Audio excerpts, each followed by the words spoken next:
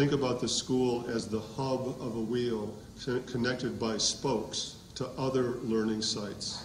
So here's my one multimedia device for the, I was going to do a whole PowerPoint just for this, but I thought I would just do it with a pen. But what this suggests conceptually is a different set of relationships, of thinking about the school in a network of connections to other learning sites and other learning opportunities. It also suggests the importance of social networks in both the how and the why of learning. We know that young people through Facebook and other technologies are forming very, very strong distributed communities of participation with other people, normally in the context of personal or entertainment information. But I think we haven't fully taken advantage of these same social network technologies as mediums and opportunities for more serious and structured learning opportunities.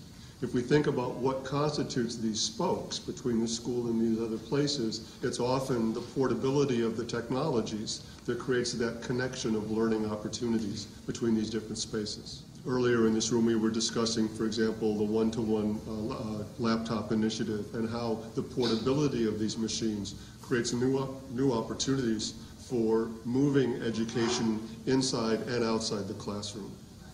So let me give you a real example that brings all these themes together. 2 years ago when I was here in Buenos Aires, I was part of a keynote lecture, and another lecturer came from Ireland to speak about a project in Ireland. In Ireland they have the traditional language, the traditional Celtic language that's being lost by young people. And they're concerned about helping young people to preserve their traditional language. So they had traditional classes in the language, ordinary language classes, but they also had something else. They gave all the students in the project cell phones. They gave them cell phones and loaded onto the cell phones the dictionaries, the glossaries, the pronunciation guides that they could use to learn and to practice the Celtic language.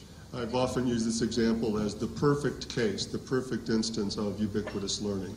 Why? What are the characteristics of this that make this a useful example?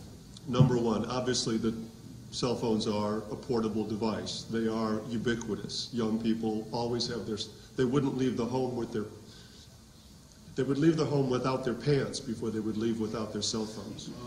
But what is a telephone? It's a communication device.